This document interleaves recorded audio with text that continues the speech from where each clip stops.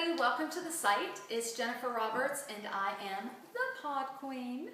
And I am going to just take a few moments today and just kind of share my story, my testimony of how I started following Jesus.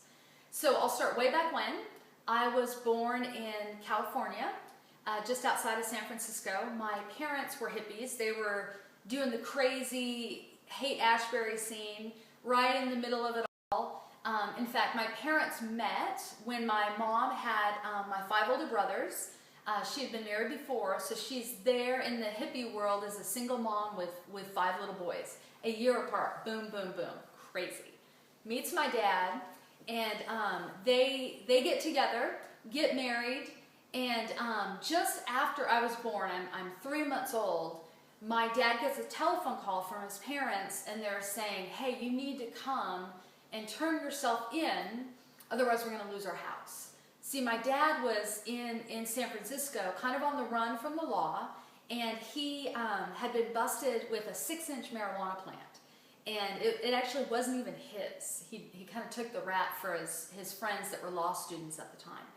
And at the time, they were cracking down on those crazy hippies, so he was sentenced to 15 years in prison.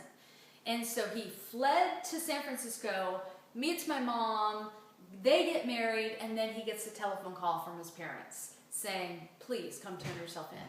So he makes the trek from California to Washington State, where he was from, to turn himself in to go to prison. I mean, I can't even imagine what that road trip would have been like for my mom, because now she's facing being a single mom for 15 years, and she'd just been one.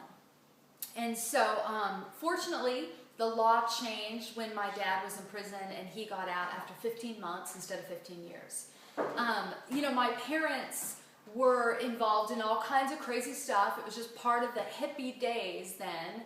And one just funny story. I win every contest, every tell us something crazy about your background. This is a story that wins it. My parents went away for the weekend.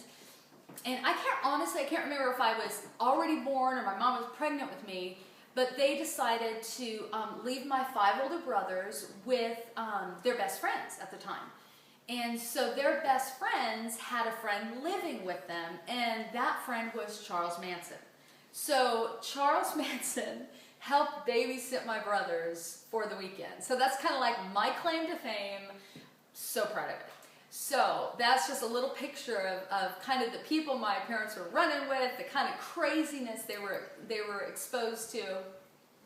So after my dad got out of prison, you know, we weren't your typical family. We were not Ward and June Cleaver. You know, there was just craziness and chaos, but tons of energy and fun in all of that. I honestly look back. Now, there were definitely some broken things in my background, some broken things, just like everyone has elements of dysfunction.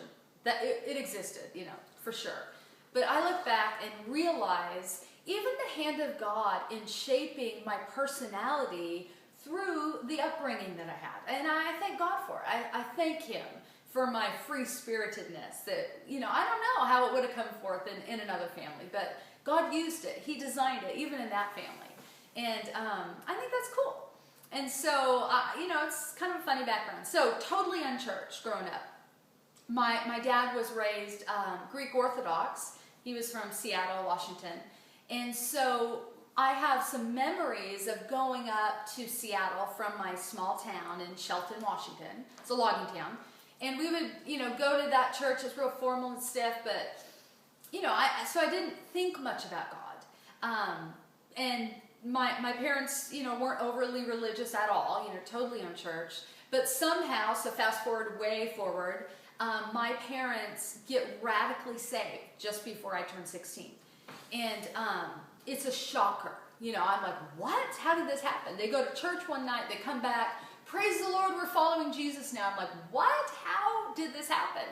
So they begged me to go to church with them. It took a long time for me to even want to do that. And so eventually I said, okay, I'll give it a shot. And I remember going to church for the first time, really. I mean, I'd gone a few times, but nothing really significant. So I go into the church, and I am put together. I was all about how I looked. So I'm put together, and I go to church, and I feel the presence of the Lord, but can't get close enough to it because really there's a barrier of my sin. And it threw me into contrast and confusion, like, what was this? And so I kept leaving the church service and going to the bathroom and crying. I just didn't know what to do with this. So I'd put myself back together and go back into church service and go back out again and in and out, in and out. I'm sure I looked like I had some sort of stomach problem, the amount of times I went to the bathroom during the church service. So anyway, long story short, I started going to youth group then. Like, let's just give this thing a shot.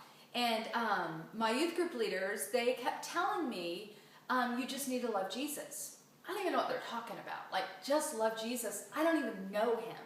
So I went to a youth retreat, and there's this guy's leading worship, and I feel the love of God.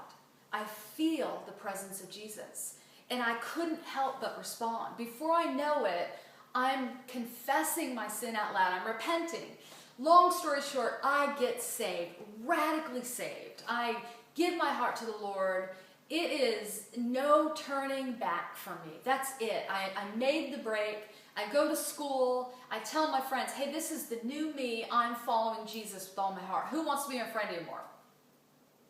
No one. Okay, so I didn't care. I was going to follow him with all my heart. He was worth living and dying for. I became a radical in high school. Started prayer meetings for revival 5 days a week. I would contend.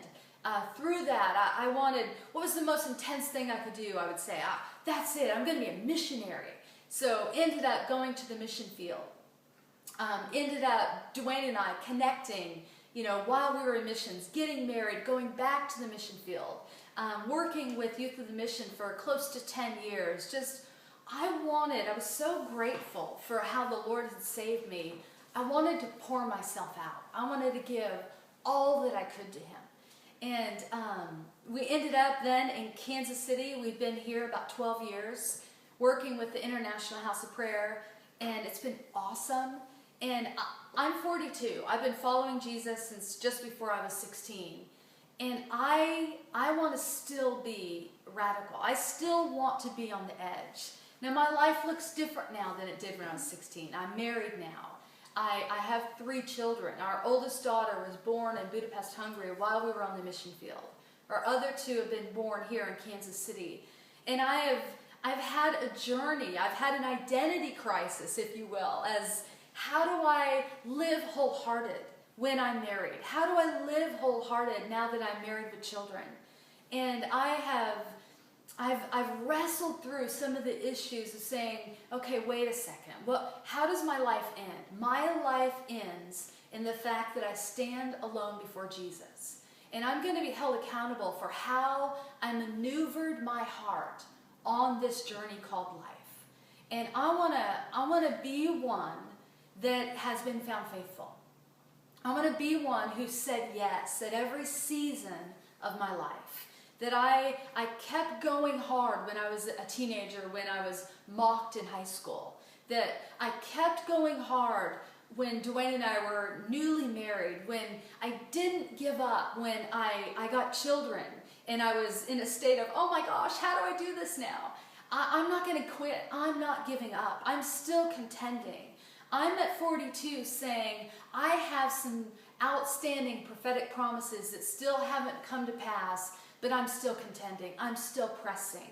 I'm still believing that my voice is valid before heaven. No matter what scene I'm presented in, whether I'm cleaning the bathroom today. If you could see my floor today, you're seeing from here up for a purpose. I've got appetizers down here for small animals. So I'm telling you, I am normal. I'm living a mundane life for the most part. I want to learn to love Jesus in the midst of it. I don't want to quit. I don't want to say that I can only encounter him in a church building or on the mission field. I am here. I am with children. I'm in my home. I go back and forth in the prayer room. I am committed to living an abandoned, radical lifestyle where my life is poured out like a drink offering. I want to be found in love with Jesus at the end of my days. So that's my story. Started out crazy, radical, exciting. There's some seasons where it dipped down, where things became difficult and challenging. but I'm in it till the end. I know turning back for the Podqueen. She's going to follow Jesus till the day she sees him face to face.